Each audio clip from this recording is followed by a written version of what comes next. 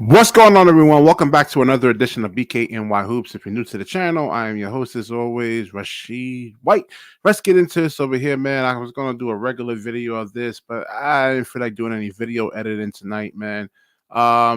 Just not going to be too long on this. We'll see. We're going to try to see whether Dejounte Murray actually fits for the Brooklyn Nets. And there's rumors out there saying that Dejounte Murray is actually really the best fit for the Brooklyn Nets, but it doesn't seem like Sean Marks is really kind of interested. And I don't know why. Is it because of the salary, or is it because of the if you actually look at the Eastern Conference, it's like, has he actually made any type of dent in that in the Eastern Conference? I think the Hawks is actually still in, like, I think 10th, 11th place or something like that. So who knows what's actually going on there in Atlanta? What's going on, OJ? How you doing, man? All right, so let's get into this. And it seems like Sean Marks is actually really, hey, what's going on? Let me put the link in here if anybody actually wants to join in. Jonathan, you can get up in here, man, if you want to.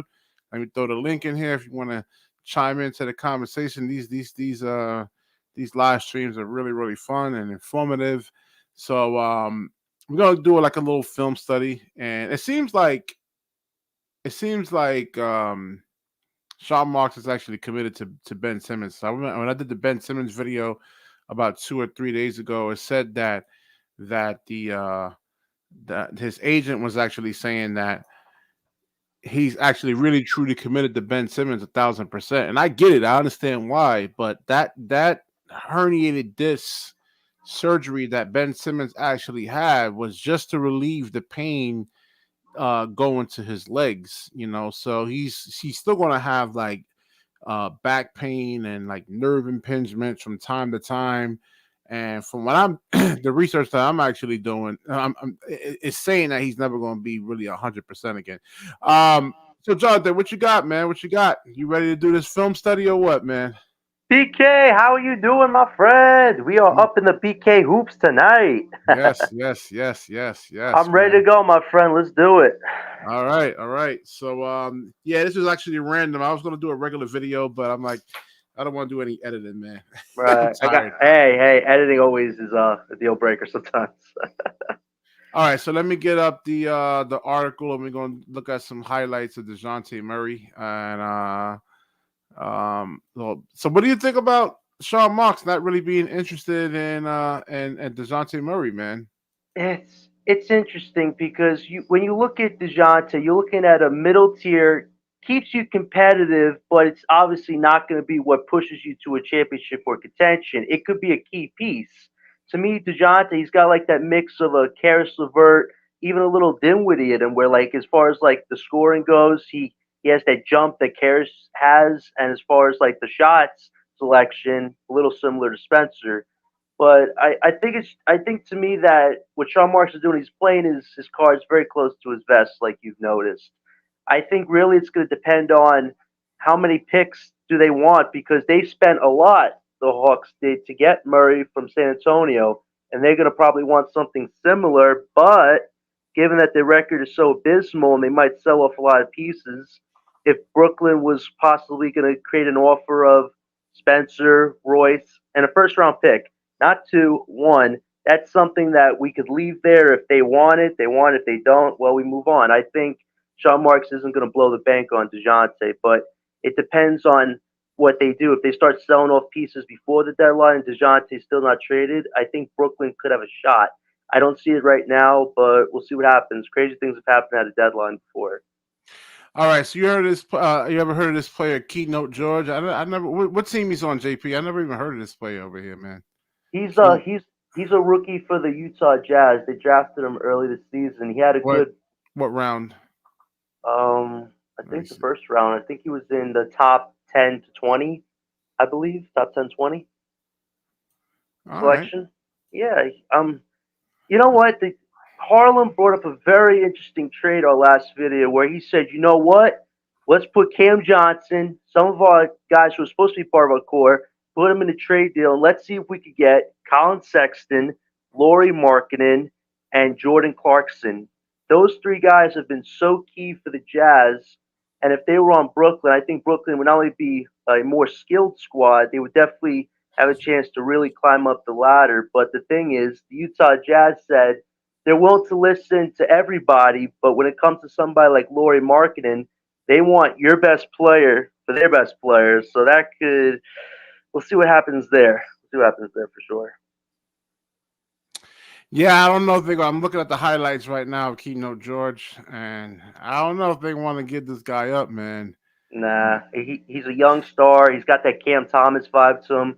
I definitely don't think Jazz are going to put much stock on Yeah, and then like I anybody else said, but him. this game over here, this was against the. I mean, he had 7 assists in this game, 30 points, 5 threes, 7 assists. We never seen Cam Thomas even get to 7 assists, but Mm. I mean, that's just really the players around him, pretty much, not really hitting shots.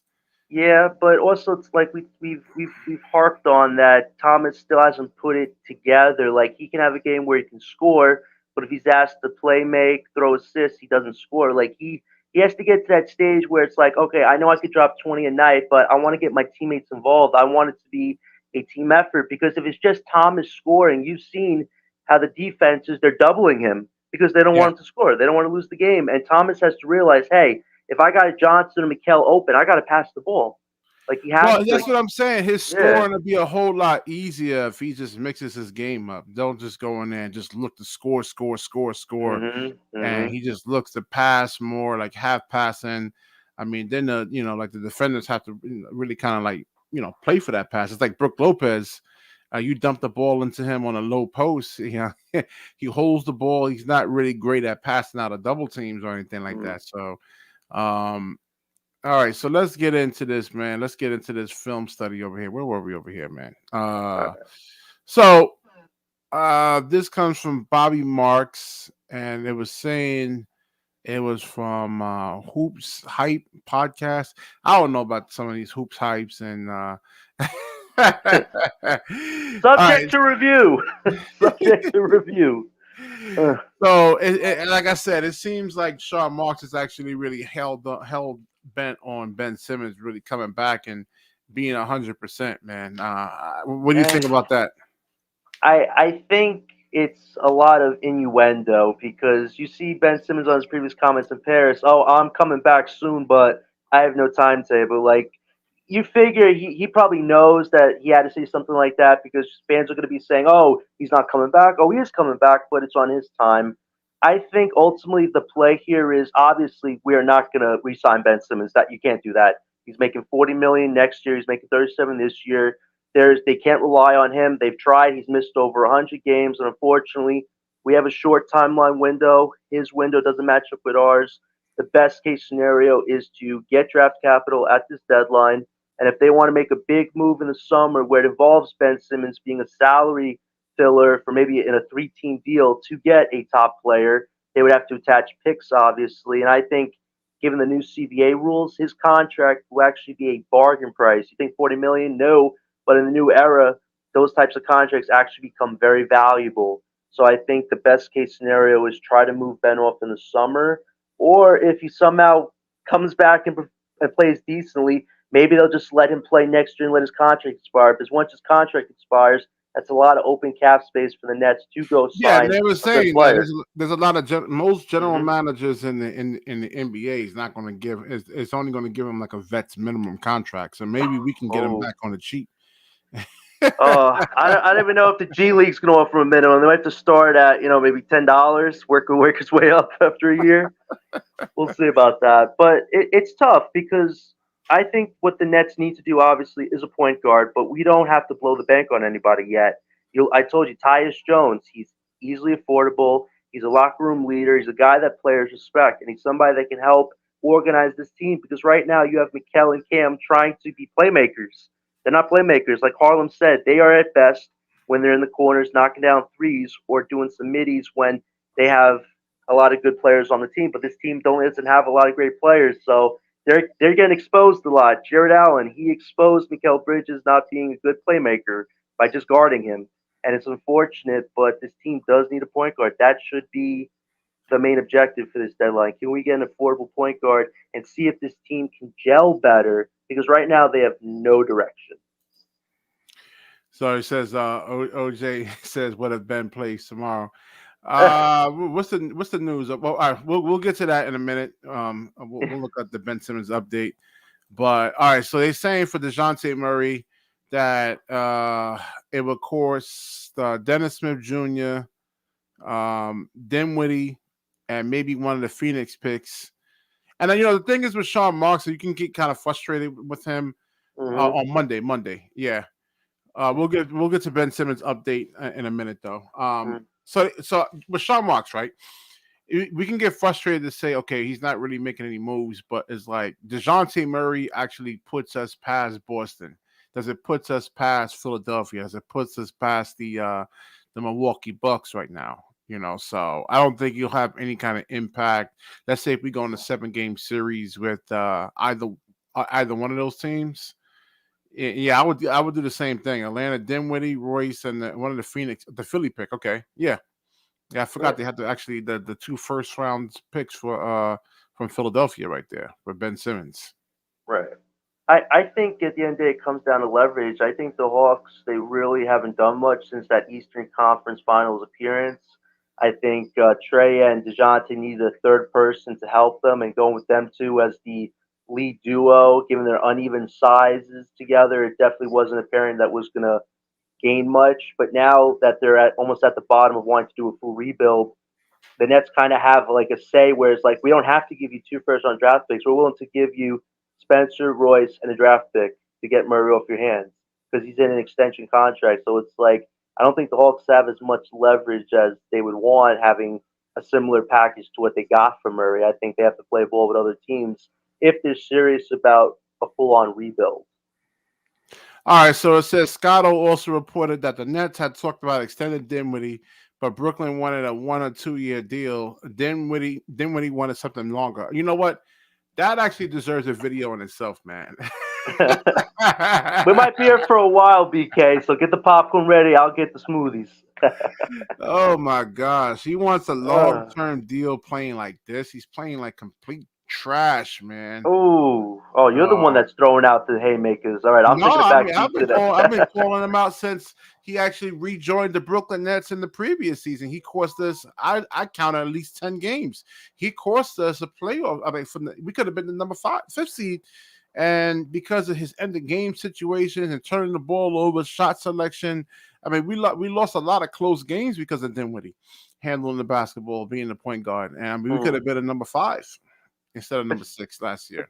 Potentially, I think ultimately though Spencer was supposed to be a catch and shoot guy. With the Ben Simmons thing, it completely threw this team off balance because now you have Spencer being the playmaker, and against mid tier, low level matchups, he's a good playmaker. Against top teams, he's been very exposed this season as not being fluid enough, getting other players involved. He tends to try to do too much, and those weaknesses have been consistent. I think he's also at that point now where the team doesn't want to sign him to an extension because they have their eyes on getting a possible big player in the future. And the best case scenario is to part ways at the deadline. And especially if they want to make a mid tier move, his salary is $20 million. You could get a player making around that similar deal, which actually would help the Nets, even especially if it's expiring. If it's an expiring switch type deal, that benefits us better. But yeah, it sucks that this is the way it's going to possibly end. Is you think about how important Spencer was to this team when they were rebuilding before the superstar era, and how he was such a key player. If he didn't, honestly, if he didn't get hurt when the Big Three was formed, imagine having him as the sixth man on that team. How good we would have been against the Bucks, because that's the way thing that they were missing against the Bucks in that 7 game series. They didn't have a six-man playmaker. They didn't, Well, and I don't know about that. I think Joe Harris didn't hit any shots in that series. yeah, And but really Pat Connaughton. I mean, Pat Connaughton. It wasn't Giannis. It was just Pat Connaughton just killing us from three. I oh mean, the whole series. I'm like, damn, is this guy going to freaking miss, man? And we have a sharpshooter in Joe Harris that's wide open and gets man, paid to actually. This is how he made his living getting into the NBA is to hit 3 pointers right. and nothing. But also think about how important Jeff Green was in that series, especially that game five at home. Him and Kevin Durant literally combined for like 60 points. KD had that huge game to win us the game, but Jeff Green was so important. It's still irks me that they couldn't bring him back. I'm telling you, when they were still contending, having Uncle Jeff on the bench, he was so key for his team. And I think I'm going to bring up a topic about possibly bringing a veteran player in a trade scenario because I think this team they're lacking that leader. BK. I mean, you've noticed like they don't have that veteran gritty guy who's there to tell them the hard truths, to tell them, hey, your play's not good. You know what you can do, but you're not doing it. Like they don't have that guy that's willing to call them out. Dennis Smith Jr. He's kind of been that guy, but he doesn't have the experience that it takes on a championship level. So I'm going to get into a topic about that in a little bit. But yeah, they might need somebody like that. Jeff Green was that type So of guy. all And right, so let me get back to this. Why yeah, is they say this article actually points out to what you were saying? The Hawks actually wants to rebuild. Well, maybe right. Trey Young then, man. I mean, if they actually want to go into a Ooh, full rebuild, I mean, yeah. I don't know. It's interesting because I've already brought up how he could be a huge piece for this team. Yes, defensively he's not there, but offensively he's a complementary piece to the Twins and Claxton. People forget how he's actually one of the best assist players in the league. Imagine him giving easy lobs to Claxton a night instead of this 10, 12 performance. He could have a 20 piece every night, and that would validate him getting a big contract. And the Twins, their 3-point scoring has been the best this year. Trey going diving into the interior while they're at the corners, he could set them up for 3-piece shots every night. Like him, the Twins, and Claxton, that'd be a complimentary top four All on right, this team we put potentially. Dejounte Murray on this team right now. Mm. What's the plus wins you actually think over here, man? Let me pull up some highlights of Dejounte Murray. It's hard because looking at where we could be, I think this team would be lucky if they reach maybe 35 if they get it together because there are some very tough teams that they're facing. And the thing is, every team is a tough team for this team because they have no continuity and the communication is not there. So it really depends on what they do at this deadline. If they want to try to win this year, try to maybe climb into that 7, 8 playing position, or do they want to kick this season in, get draft assets, and prepare for a very busy summer because I think this summer is going to be very big for Brooklyn in terms of trying to see if they want to go for a big player now or maybe they want to do a longer rebuild. It depends. I don't think they're going to do a nuclear rebuild. I think anybody that says we have to do a nuclear rebuild, you'll understand how long it would take for this team because here's the thing, BK. You look at the top teams in the East Celtics, Bucks, 76ers, Heat. But after the Heat, it's a very wide open playing field. That 5, that 6, even 7. Like there are a lot of teams that are still coming to their own. If the Nets made a big move this summer to get a top level player, they could be up there at a 4 to 5 seed. But it depends on the complementary pieces because they can't just try to force good players to play with good players. It has to be players that actually can gel, which I think is going to be very important. See if that team can get back to that type of level together. All right, I mean, this is something that Dinwiddie doesn't actually do is just really get downhill and is able to finish in traffic like that. On that previous possession, I like the fact that he can actually drive going to his left Mm. hand. Let me see that again one more Yeah, time, let's man. see these highlights. Let's see the play-by-play. Let's see. Let's see. I mean, I like the Mm, fact he can fake the cross with the left hand and then still really kind of get to the rim. right. All right, no, that was that. All right, hold on, let me go back to Here we go. Let's see. Is that right, him? right there. He got a little floater, Ooh, little teardrop. nice. Very, very important against going against these lengthy centers, man. These guys who Right. can get up off the floor. He's also not the best three-point shooter ever, but he's actually worked on his three-point shooting. So But maybe, I saw the catch and shoot up yeah, pulling up from three. That's the whole thing. right. But you can get downhill like this, man. Yeah, you got some athleticism. It's interesting. Do I think Brooklyn could take a shot at him? Maybe, but you look at teams that are very desperate, like the Lakers, the Knicks, even Miami Heat. I'm hearing like there are a lot of playoff teams that would want somebody that can give them 20 piece a night. Even if he's not the best defender, he could be that extra Nice scorer as a six cross. man potentially. Sort of Yeah. change of direction there. Ooh. Ooh. Oh yeah. And that's another thing, BK. He was with the San Antonio Spurs, and the Spurs' roots run deep in Brooklyn. So you wonder, would Sean Marks want somebody that's come from the system he used to be in to be a part of this new iteration of the team? Because think about it, Dejounte, Mikal, Johnson, Claxton, Thomas. That's a very interesting core 5, potentially. Thomas, Murray, and Mikal. That could be All right. easily 70 So points a night. you're thinking like Sean Marks is actually thinking about, well, will this actually put us in a championship contention? Because how much money he's owed? I think he has a big contract, right? Right. I I want to say it's definitely in the 100 million Yeah, extension. yeah, I it was know like that. about $100 million. Yeah.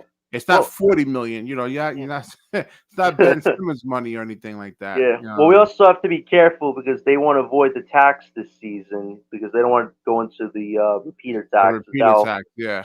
That'll mess them. So it really depends on who's going to be trading that deal. Obviously, Spencer and Royce. That's about 29 million off the books for a guy making around, I think it's 18, 20 million, which isn't bad actually. That's not bad. But we'll see. I think ultimately though he's a complementary piece to help us stay competitive until the Nets are ready to make a big move. Because my worry, well, not worry, but I have a feeling that if they make a big move, So I see what saying. He can actually go to his left hand, yeah, finish with his left hand right there. Look at this right here. Look at the change of direction. Whoo. right. Oh, with the long arms of who was that? Kuzma. O, o, OJ Mayo, we don't have our picks. What do we have to lose? That's a good response, honestly. What do we have to lose? I mean, 2024 draft is looking very bad. There's really not much to tank for this season. But the thing is, they don't want to go over the repeater luxury tax because they do. That's going to hurt them financially. And this team wants as much financial flexibility as possible. But yeah, Dejounte is a very possible move. But I think a good move that keeps this team competitive is going after somebody like Tyus Jones, somebody that's a locker room leader, guy could play make, a total gamer, somebody that actually helps this team be competitive. Because this team doesn't even have the Yeah, communication right now to be competitive. and you read the contract from Henzinski over here. If I'm mispronouncing that, my fault. I apologize. But this is what I was just saying before you actually came on here. Is like if you get Dejounte Murray, will how many games? I was asking Jonathan over here. How many games are we actually going to win with Dejounte Murray in the starting lineup? I mean, it's definitely an upgrade over Spencer Dinwiddie. Who knows what actually happens with Ben Simmons? It's really, really highly unpredictable. Uh, I say if we had a healthy Ben Simmons, I we think, would be like a plus 10 games right now. I mean, he just puts when he's healthy, he just puts so much pressure on the defense, man. It's like a little yeah, Giannis out there. You see the film, man. You just like 3, 4 guys have to collapse in on him, man. If not, it's just going to be easy layup and dunk after dunk after dunk after dunk. You gotta like kind of like put a wall up around him, and it'll just you're open right. up things for like the other guys. But he's not healthy though, so I'm not, I know. yeah, that's the thing. That's the problem. Thinking about Ben Simmons might give you a migraine. Yeah, I know. Which we don't need. We don't need any more migraines. The team has had a lot of migraines the last few years. And here's the thing: Ben Simmons, he's a playmaker, great defender, he's a rebounder. But the thing is, he's not healthy, like we said. And to have chronic back issues at 27, mind you, 27 years old, that Yeah, is a like I huge said, I red was doing flag. the research on that surgery, and it's just that herniated L4, L5. That's really to more or less the repair. I thought it would help with the back pain, but no, it's Right. just like helps with the. I actually watched the whole surgical procedure where they open up the spine and everything. I'm like, ugh, Hey, but oh man! Thank God you didn't show that I'm video into on. that If stuff, you man. showed I'm into that that video on stuff. here, they might shut us down, BK. They No, might no, I say, won't "What show it. is I won't show this? it. That's just why I'm into that kind of stuff, man. This So doesn't meet parental guidelines." yeah. But so that surgery is Uh, actually just to relieve them. Dwight Howard, I think, had a similar procedure, and it was just to relieve the pain traveling down to the right. legs, not really more or less the back pain in itself. And I know people that actually had that surgery. But yeah, what do you actually think about this? So he with what Hanzinski was actually saying, trade a huge contract and just lose for the play-in. Shaking my head. Uh, I was saying the same thing. If you get Dejounte Murray on this team, I mean, will it actually, you know, make us better than the Knicks? Will it make us better than the Orlando Magic? Again, it depends because if we're trading Royce and Doe, who are so important to the defensive, alignment that's actually led to wins this season, you lose that. You lose that defensive intensity. That would only leave Claxton as the main defender on this team, literally, and Dennis too. but those guys can't be in the lineup for 4 whole Yeah, quarters but like you're Claxton going to need. hasn't really been defending though. That's the whole I thing. know, I That, know, he hasn't been really doing that, yeah, and I think it's because of the drop. Maybe because of the drop coverage thing that they actually yeah. been doing. He's not really allowed to get out there on the perimeter and chase guys around. And Well, um, again, this, I know I went on a little tirade about him last game because of his attitude, but I also have to understand that Claxton has been asked to play a different position this year. Because instead of being a guarding 1 through 5, he's asked to do drop coverage at the rim, where he's only asked to guard the center, not asked to guard multiple players. And it kind of seems to have thrown his timing off because a lot of smaller guard players are getting shots over him, all which right. So makes what me about? upset. All right. So let me ask you, Jonathan. Shangoon can't even jump over a sneaker, right? Right. Just metaphorically saying. And Shangoon dropped 30 points on Nick Claxton. Oh, This is supposed to be a defensive anchor right here. yeah, I think that's why Brooklyn's going to have a lot of leverage in his contract because against all the top centers this year, he's been outbeaten almost every time. And that's not to say it's his fault, but those are games. If you're in a contract year, you're supposed to shine those games. He's had some of those games where he's rebounded well, but what about the offense? He has his offensive ISO bag, but he doesn't go into it enough, and it's frustrating because it's like I've always said that Claxton could be on a Giannis level, a guy that can maybe make a 3-pointer once in a while, a mid range, somebody that can go into the rim with force. But I'm not seeing it enough. And my worry is if Claxton does sign a new deal with this team, is he going to stick with doing his The skill routine and development, skill yeah, development. Yeah, yeah. yeah, yeah. Like, is he going to stick into the same bag, but is he going to show his offense once in a while, or will he go to that next level and start knocking 3-pointers and jump shots? Because he's going to need it, especially as he gets older in this league. Because if you're just guarding and trying to dunk, their defense are going to figure you out, especially the bigs. So my Oh yeah, big I mean, like I question is, said, yeah, the teams that we're going against, man, they have Porzingis, right? I mean, he's like mhm. a poor man's Victor Wembanyama, man. I mean, He's he's a cheat 7'3", code. He's a mobile. cheat code. That's the best way to describe KP. He's a cheat code. And then like you got Jalen Brown, who's like a little bit of a mini linebacker right there, and they could switch Jalen Brown on to Nick Claxton. He's not going to do anything against Jalen Brown. You know what's Um, so interesting today? I looked up NBA Central and they ranked all the top players this year. Jalen Brown is at like the mid 20s. He's ranked, and he has the largest. He signed the largest contract in the yeah, because league. he, I don't know why they Oh, even. I mean, listen, if it's if you're gonna win a championship, I mean, you want all these guys signed, and this way right. nobody's trying to do too much. But let me get back to Dejounte Murray. He says getting Dejounte Murray without a clear direction is going to put the team in draft purgatories for years. It's not bad enough to be a top 5 of the draft and not good enough to get into the playoffs.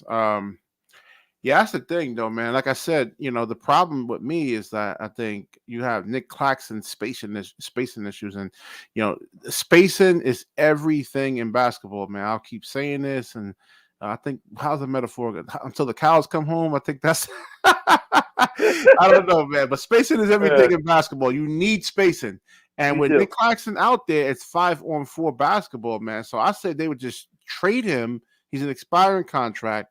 And if you can get like Wendell Carter Jr., somebody that can, like, I think he shoots like 35% from three. And if you can actually get somebody that can get downhill, a 35% 3-point shooter might be actually ideal, man. He can hit shots.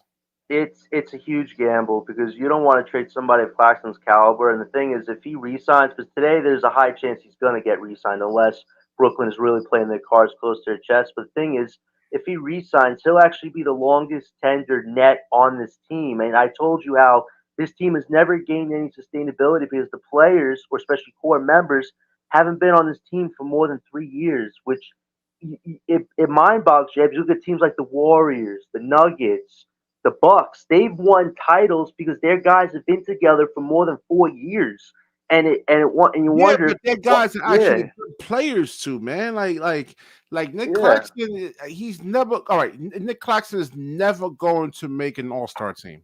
I just think if Mm, you don't come into the NBA with like a certain set of skills from the beginning, I mean, it's hard, man. I don't know. right. There's so many skills in basketball that you actually have to really master. You're right. Can Nick Claxton actually be a great ball handler like a KD? because he's 6'11", 215 pounds. That puts him right around the Kevin Durant size right there at the 3 position. I think that's his best position, not the 4, because I pulled up the actual top power forwards in the NBA. They all still outweigh Claxton by 30, 40 something pounds, and they're more skilled. Mm. So You're I don't know. making Like I said, it's and there's spacing issues when you have Clarkson in there. you're making valid points about his, what he needs to work on still. And as far as trading him goes, like you don't want to trade him for peanuts. You really don't, because he's going to help a team if you trade him to somebody that's really good. And I said the only way I would even think about trading Claxton is to the Mavs, because think about it. If the Mavs wanted Dorian Finney-Smith and they wanted to go a little extra and get Claxton, Derek Lively the second would be the biggest gain for this Brooklyn Nets team if they traded Claxton, because you look at his rookie season, Derek has been astounding for the Mavs. He's been their real defensive anchor, and he's learning on the fly how to play with two greats like Kyrie and Luka, and he's handling it. And if Brooklyn were to trade Nick Claxton, that would be such a great pickup for the Nets. But think about it.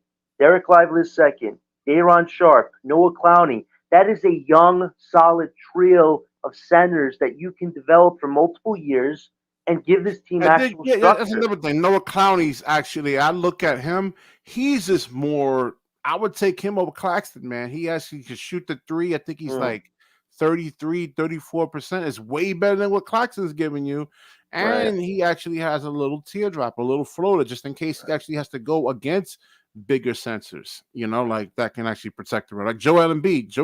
People think, oh, I can just draw fouls on Joel Embiid. Joel Embiid can actually play defense, man. He's a really excellent defender.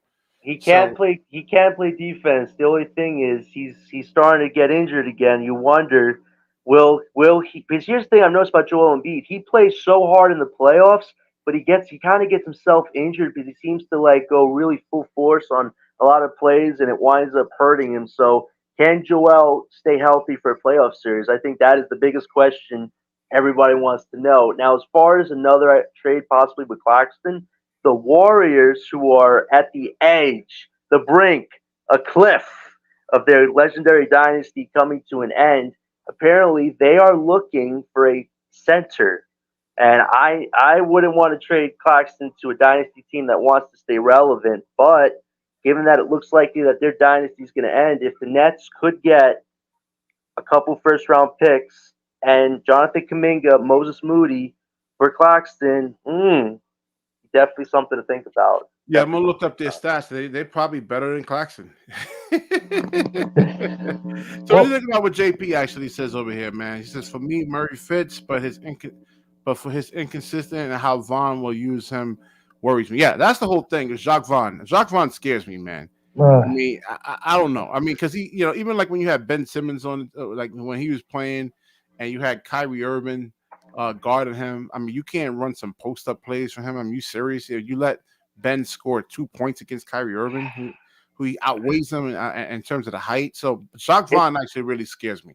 It's tough for me because last season I respected how well he led that team, especially when Katie Kerr was still on the team and he was thrust into an interim coaching position. Instead of making it seem like a nothing position, he made it matter. He made it relevant. He actually got. Honestly, I'll say this about Jock Vaughn. Last year, I think he was the best coach this team has ever got in Brooklyn. Honestly, because of just how well the players were listening and actually responding and playing together and Uh, actually playing to their level. But this season, unfortunately, I but all right, tell so I but my definition of a good coach, great coach, and a bad. I'm a good coach, a great coach, and a hmm bad coach. Great coaches make in-game adjustments. right. You know, good coaches make in-game to game adjustments. Hmm. Bad coaches, like with Jacques Vaughn, refuses to make any type of adjustments. Like Nick Claxton is playing out of position. So why, like I said before, you got Harry Giles there, who's 6'11", 243 pounds. I mean, Shangoon is not going to just be able to muscle Giles and just treat him like a rag doll. He's not going to be able to do that. He can actually put more resistance on the defensive end right there. Dom's actually a It's going big to force, like, player. let's say, a player like Shangoon to Yeah. go more into his bag. I just think it's crazy that they built a lot of their schemes around Ben Simmons. And when he went down, everything changed for the team. Every player is playing a different role, something that they weren't supposed to do. But what happened in Paris, you have two guys who were sick. Dinwiddie, he was sick before the game. But then we found out that Dorian Finney-Smith was also sick. You're pumping them full of fluids. They're playing sick, and this team is down like 16 points in the first quarter. As a coach, don't you think it's in the best interest, especially to prevent the other players from getting sick potentially, to sit both of them down and put Cam Thomas in the game? I don't get why they couldn't just do that. Thomas is ready to go. He wants to score. He And wants to but play and on see the that's big the light. thing too, man. They can Yes. load up on Mikal Bridges, and then you don't have really a high percentage one-on-one player to actually go out there and get a bucket. And Dorian Finney-Smith is not going to do it. You can't say, "Hey, Dorian Finney-Smith, I need you to go in and out, crossover, get to the rim, and score." It's just not. It's not his game. That's what I was trying to tell Harlem, man. I I'm like, I yeah, should they I work on that? Yes, but they're not. I So I this is what you actually have here. Yeah, you know what's weird? Dorian Finney-Smith has done a lot of plays where he tries to go to the rim, and I'm like, he's not a normal layup That's making not his player. game. He's It's just not. not He's his not. game. It's not his game. Not at Yeah, all. yeah. So then It's just same thing weird. with Cam Johnson. It depends on who's actually guarding Cam Johnson. But you got like a bigger, stronger player, like a hyper athletic defender guarding Cam Johnson. Well, good luck with that, man. With him trying to put the ball on the floor and get to the rim, Yep. it's not going to happen. And look It's what not going OJ to says. happen. So then why not? And then you got Nick Claxton. Why is Jared Allen guarding Mikal Bridges right there? I mean, Too easy. It they don't was. got they don't have to guard Nick Claxton. So he got to really, and then nobody. I mean, listen to Frank Isola. I mean, all these media pundits out here. Nobody's talking about this right here, man. No, I respect Frank Isola because in one of his, he was on one of his podcasts and he said, like, I don't agree with Cam Thomas getting benched. He should be a starter. Like, he was going really hard for Cam Yeah, Thomas, you like, need to if you want to play. win, Yes, you need two players on that can actually get their own shots off, man. You exactly. know, You do. And the thing is, unless you have like if you have Giannis, LeBron James, Ben Simmons, if he's healthy, like the old Philadelphia Ben Simmons, who can like just get downhill, get two players, three players on him, and these guys have wide open shots. But if not, you're gonna need like at least two guys that can get their own shots off, man, just in you're case they right, load up on one. and it's so unfortunate because having two sick guys in the starting unit, you just have Johnson, Claxton, and Mikel. Claxton can't shoot or can't make a 2 pointer or a 3 pointer much. Cam Johnson really mostly shoots out the corner, and then Mikel's having to do everything, and he got defensively shut down by Allen, and it's like you lost from the get go because you couldn't make the adjustments. You wanted to put two sick guys in, like. To me, like the coaching staff needs to own that loss. They need to make sure it doesn't happen again because you can't be playing at 50-40%. You just can't. And it was interesting.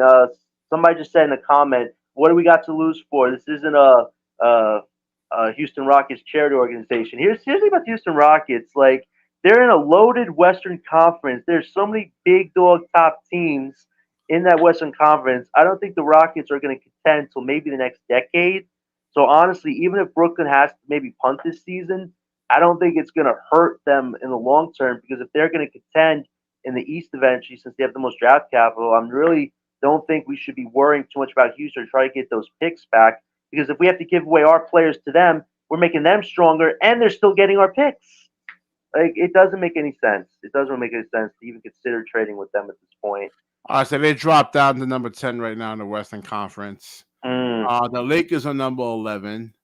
And the Grizzlies, I don't know if they're going to actually be able to sustain the loss of Ja Morant. So it's possible that the Rockets may not make the play-in tournament. And then, to me personally, I will run that team through Shangoon. Not who's their other player that I think Jalen Green or something like that. I think. Yeah, he's shown some here and there, but the thing is, they brought on those two guys, Brooks and Van Vliet, to bring some leadership to that squad. So Nets need help. This first help we need here in the garbage. Ben Simmons doing me of wow. I love the expletives. Love the expletives. Really, really thorough.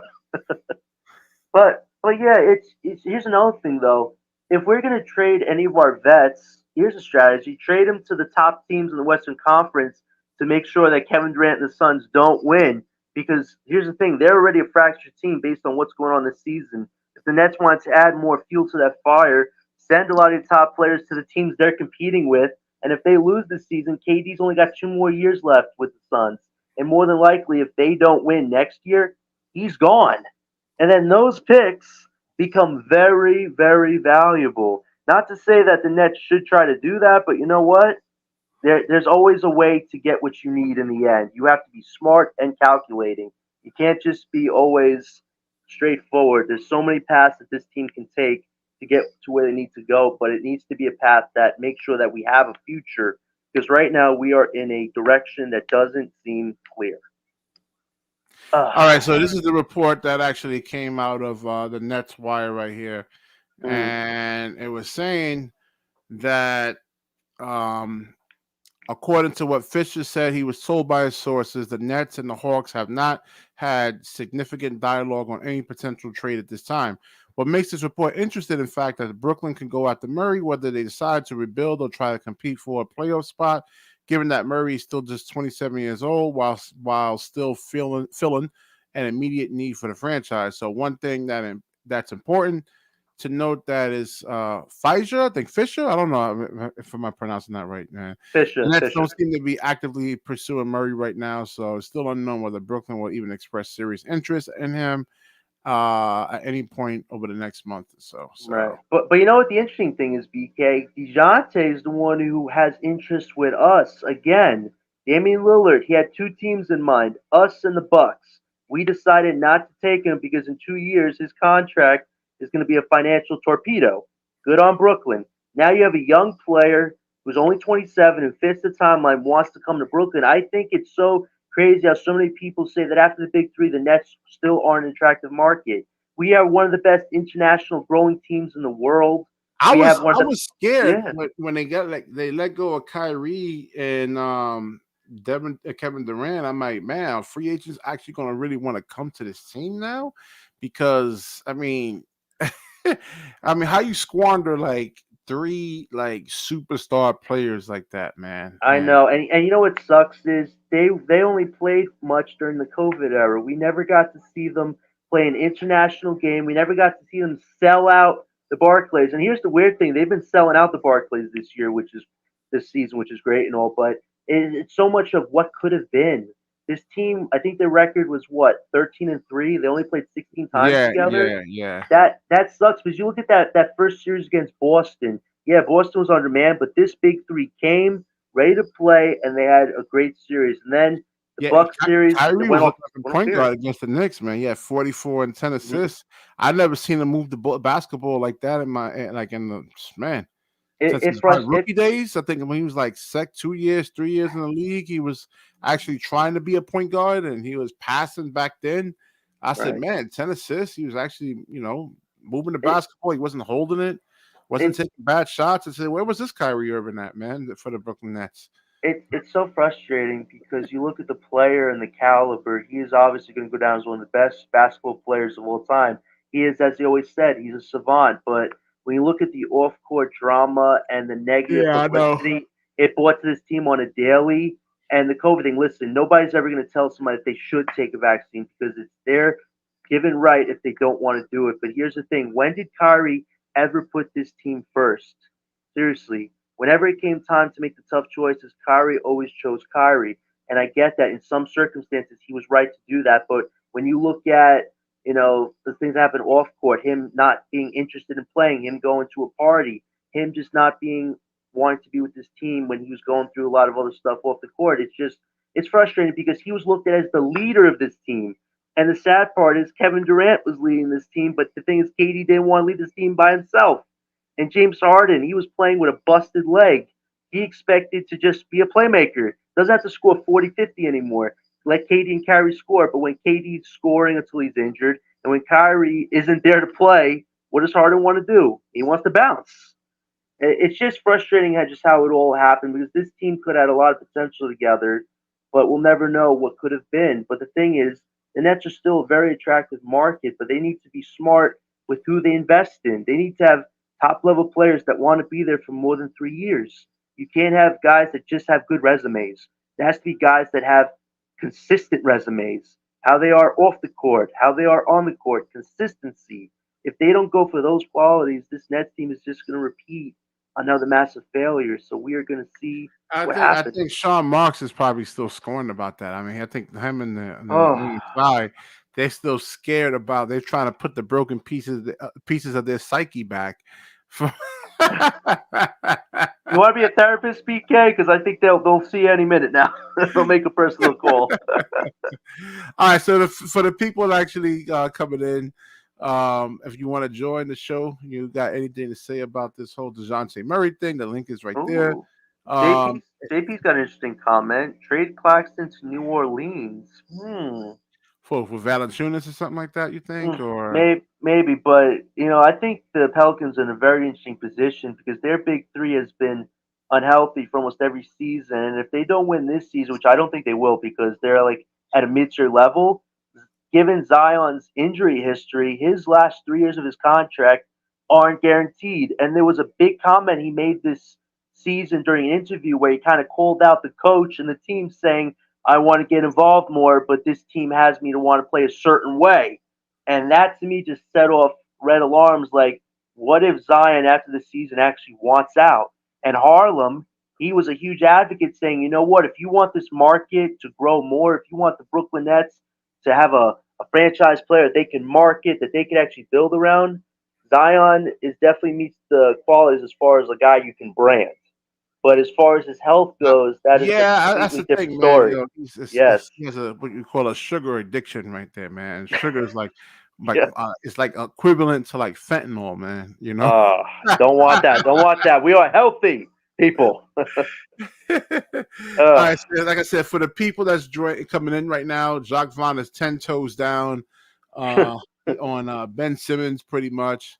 He doesn't want to trade for Dejounte Murray, and like I said, I get it with Ben Simmons. I understand it, but like I said, from the research that I actually done, that back is not going to be 100% ever, man. So you no. hoping he can get back to this somehow. It's just It, you know what's so scary? He doesn't want to take contact, but he can still defend at a decent level. But the thing is, he doesn't want to take contact when he plays offensively. But defensively now, he probably doesn't want to take contact or his back gets out. You don't win either way. You have a player who could get hurt if he's playing offense or he's playing defense, and you just can't depend on somebody like that. It's sad, but Ben Simmons, I think he will go down as not one of the most overrated players, but one of the most what if players. When LeBron James says you're the successor to him and the league, that is, given how they said it back then to what it is now, I think LeBron might be asking himself, why did I say that? he was doing this on a bad back right here. This 11 point. I mean, you see mm, the first step right there. Um, like you said, the defense right there, how he's pushing the ball. I mean, like I said, he just puts so much pressure on your defense right there. You already have like two guys that's attending to him right there. You got this wide open shot from Royce O'Neal. You know, Yeah, it was tough that they only played 6 games. I think the best game was that Miami game after this one, where it was that fourth quarter with Ben. He had like a block on Tyler Hero. yeah, He was yeah, he played catching some all the excellent defense. rebounds.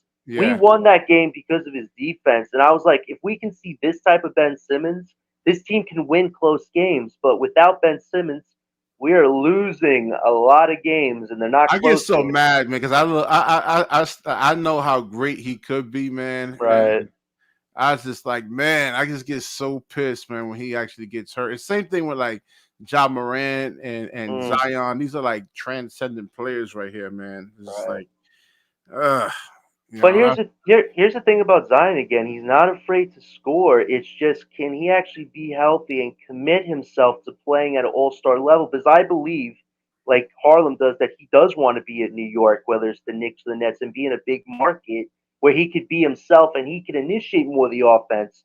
The thing is, who do they have in the Pelicans leading that offense? You have Brandon Ingram and who's the other guy? C.J. McCollum. C.J. yeah, McCollum is a good player, but it seems like the coaching staff has more trust in him being the playmaker, where Zion is a franchise guy supposedly, but given they don't trust him because of his health, he seems to be like second, possibly third top scorer on that team on any given night.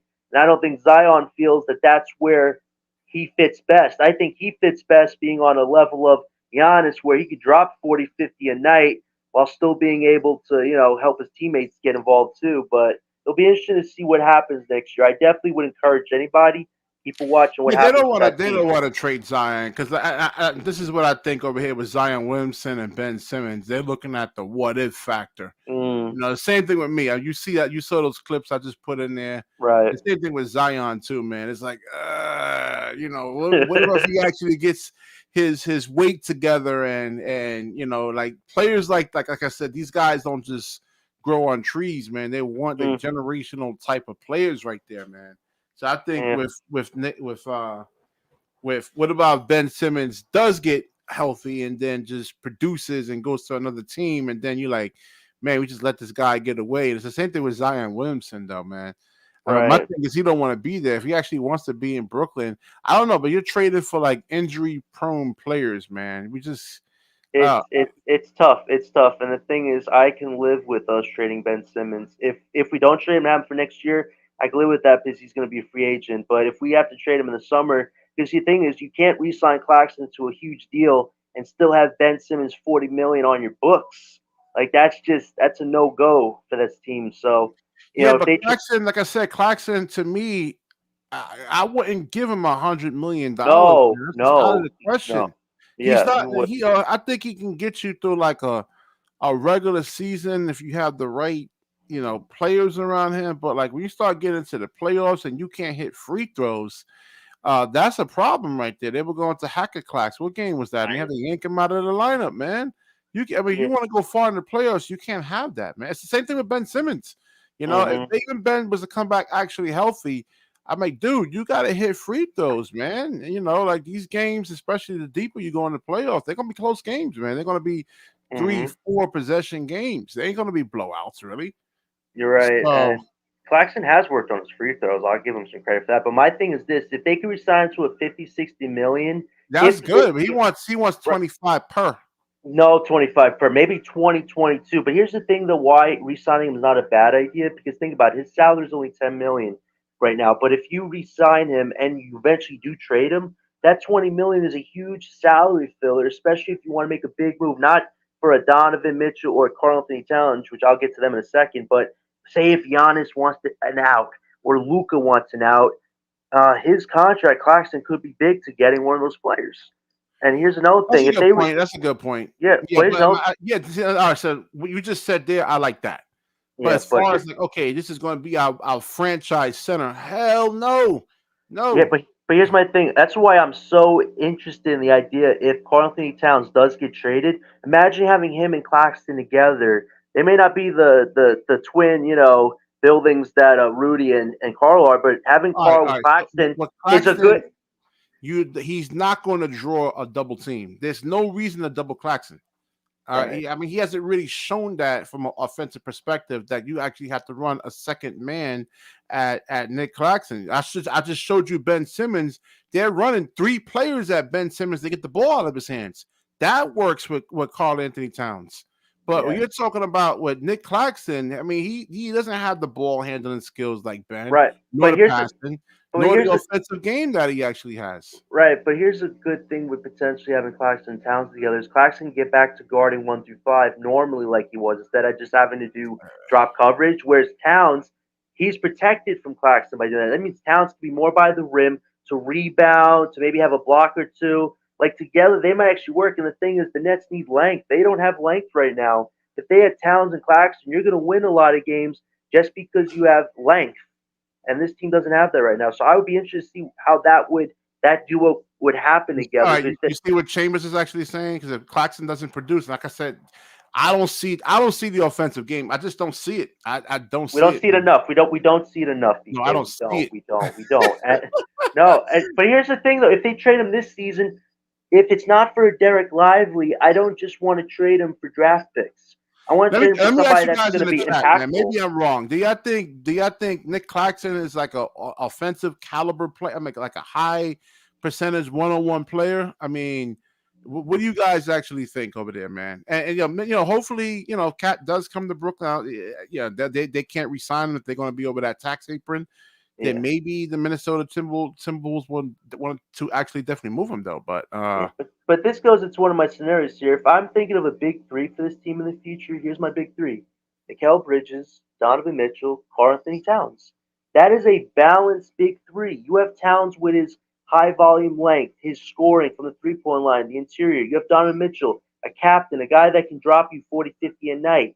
And then you have Mikal, a guy who could get back to actually being a solid top three on this team with his defense, and he could be a good scorer when one of them is on the bench. Like those are three guys together who actually could give you a shot at contention. Like you can't have players that just have all the same characteristics. You need players with different complementary characteristics. And I think Towns, Mitchell, and Bridges is definitely a trio that I would go all in on because I think they would keep this team very competitive and potentially contending if they had good pieces around that trio. That's where I think if this team wanted to contend in the short term, those are two players that Bridges would need to maximize well, his Manny value. Torres is actually still being generous. I like Claxton at the 8.75 million that he's Uh, actually getting.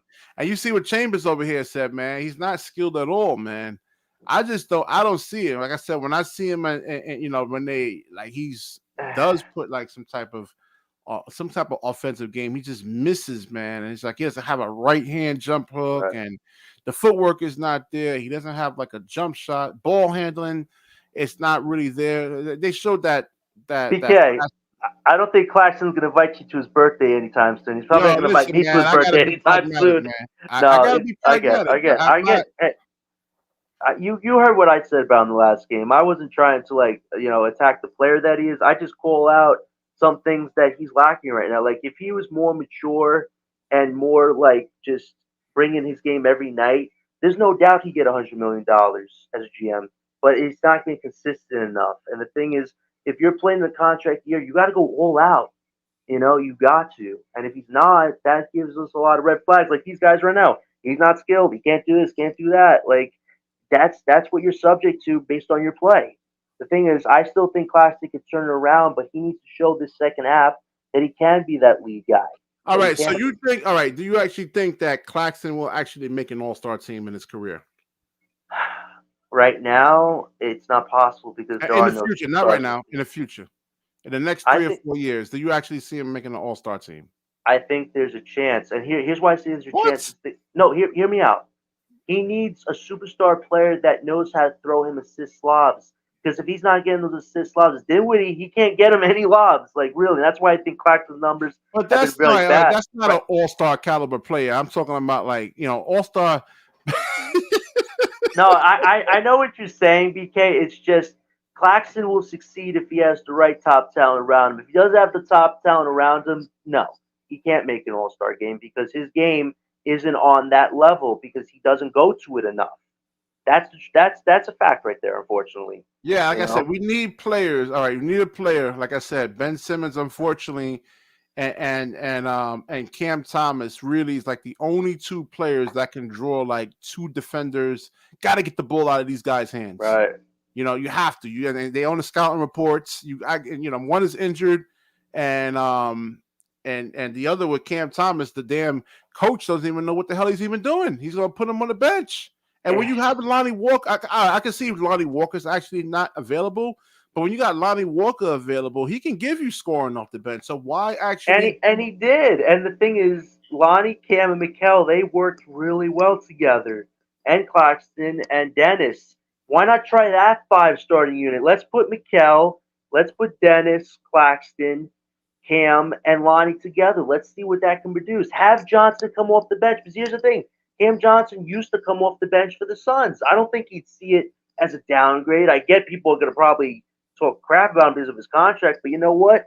Why not see what Johnson does off the bench with the second unit? Maybe Nah, that's he more was balanced. actually when they put him at that four position, and you had Cam Thomas starting, and then you had Cam Johnson at the four position. Like you got three it's like small forwards. You have a small forward, like there's a lot of small forwards that are athletic, that Right. can move their feet.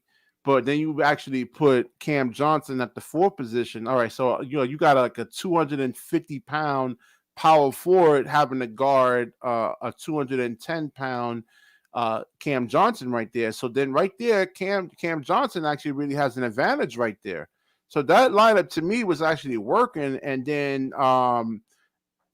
Jacques Vaughn actually goes away from that. I'm like, and then Uh, put I'm like, come on, man. Like, what are you doing? And then Cam Johnson, and then you put him at the 4, he can actually create when he actually has a slow-footed defender guarding him.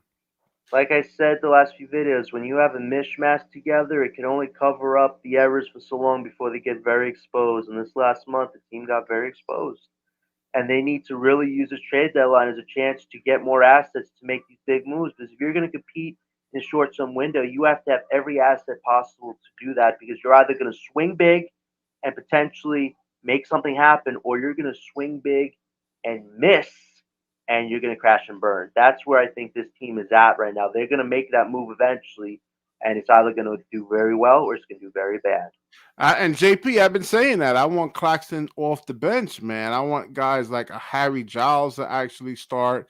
Hell, I'll even put Dorian Finney-Smith at the 5 because at least he shoots 39% from 3, and he'll provide some spacing out there. Yeah, It's very interesting because so many teams want Dorian. I think the whole Western Conference of contenders each has a case for why they want Dorian. And Zach Lowe on a podcast, he said that the Clippers, which is a team I wasn't expecting, might actually have interest in Dorian Finney-Smith potentially. And my first thing is, what team was well, that? the Clippers. The Clippers. I looked Hmm. at their draft capital. They only have a first round pick and multiple second picks, 2 second picks.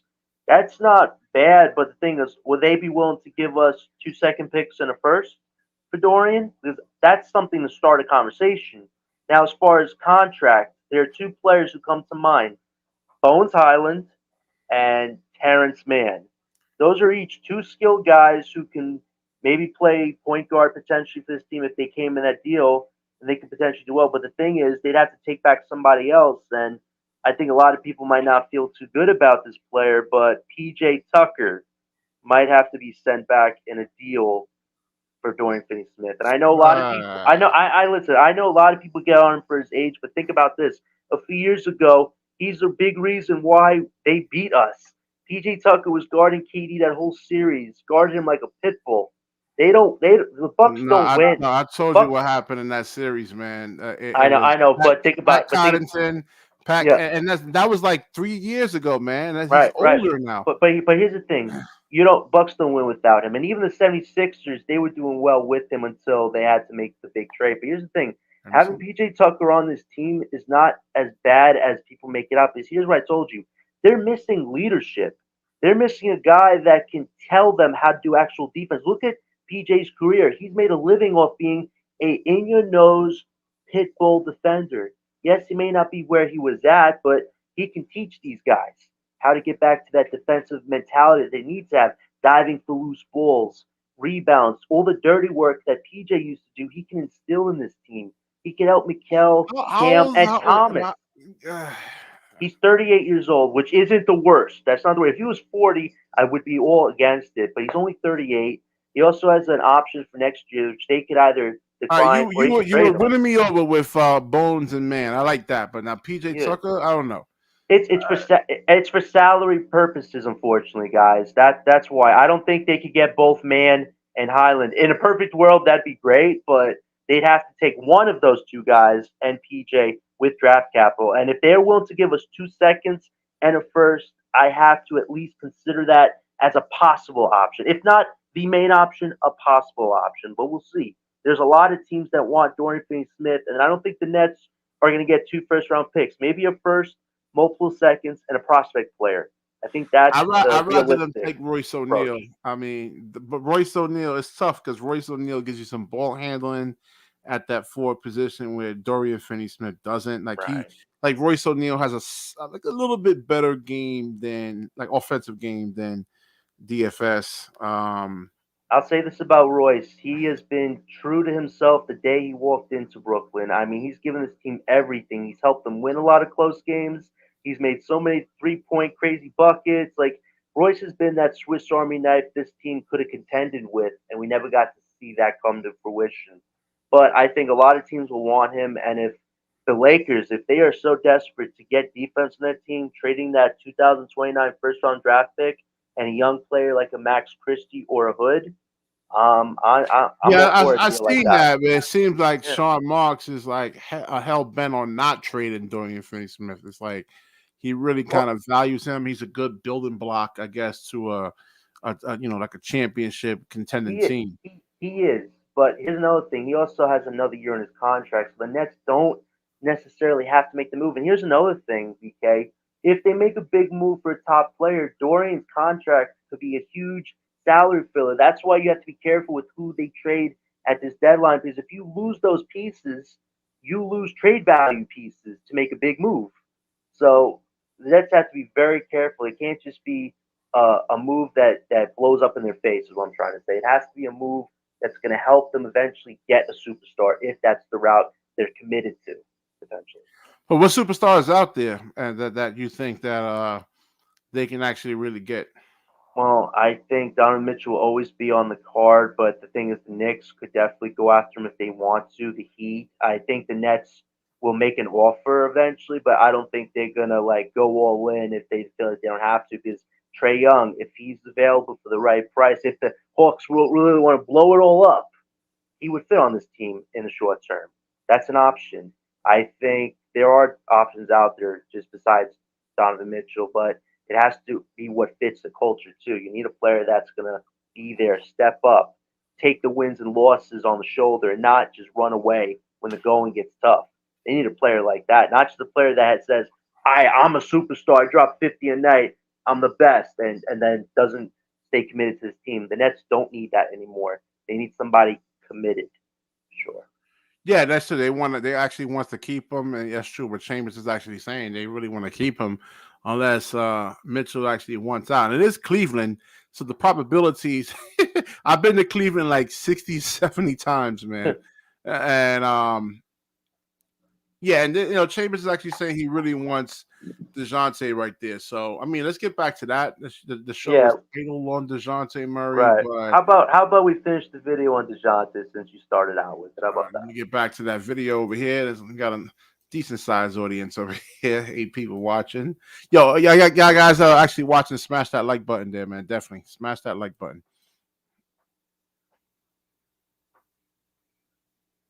So yeah, man. What else? Yeah, there's more Dejounte highlights. It's like I said, it's a mid tier thing that can work out for this team, but I think it just depends on if the offer fits for the Nets. Because the Hawks, if they want 2 first round draft picks, the Nets are out.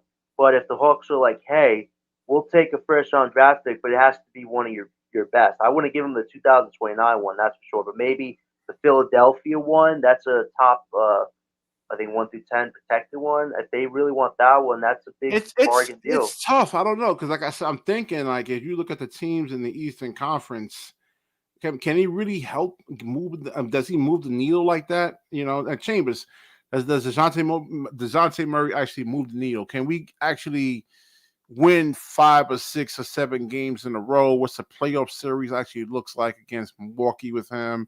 I mean, he actually is really an excellent defender too, Dejounte Murray. That's what I really like about him too. He really guards. Right. I think it depends on his how he and Mikel play together because if DeJounte, who can get you 20 points a night, that actually allows Mikel to be more of a defender and less of a I have to be the only playmaker or I have to be the only scorer. I think having DeJounte, who can play make a little bit in his own right, I think they would actually balance off better together where they can both drop 20 a night while also keeping the defenses on their toes. Because right now with just Mikel, a lot of the teams are defending him more now, and that's a big thing that people don't talk about. It's not just Mikel Bridges' numbers fell off the face of this earth. It's with him being the main one of the main option. A lot of defensive teams are taking everything that they're finding out in these videos and everything the coaches tell them. They're going hard at him. They're going hard at him. He doesn't have the answers because one guy can't win you the game. I think that's something people have to keep in perspective when Yeah, that's what talking I was about saying Mikel in the Bridges. in the Paris in the game against Cleveland. I mean, you had 3 points from Cam Johnson, who averages 15, for his career pretty much. And then DFS, I think he had zero. No, not DFS because he was 6. So let's say Dinwiddie. Mm-hmm. Dinwiddie averages like I think 14.3 points for the season. So All if you right. had some productivity from those two players alone, let's say they averaged half those. Well, they scored half those points in that game. I mean, they actually win that game. It'll be a close one, but they actually win that game. Right. So Mikal Bridges and Cam Thomas, I'm sorry, was the only ones really producing, and you can't win like that, man. When you have 0 points and 3 points from, You can't. yeah, you can't win like that. You can't. And it just sucks that this team had so much energy in the first 2 months, and now it's kind of like they're just fatigued and they're out of All right, so energy. what do you think from Chambers over here? He's saying yes, if he has the right pieces around him, I believe his role will be better here than Atlanta because he'd be the guy. Well, you have to think about it. Like I said, if they keep Thomas, if they don't move him, make the silly move and move him right now, you could have Dejounte, Mikel, Johnson, Claxton, and Thomas. That is a top five on this team that you can build around. As far as a young squad goes, like the Nets, if they have those five guys, they don't have to go into a quick, oh, I have to get a superstar.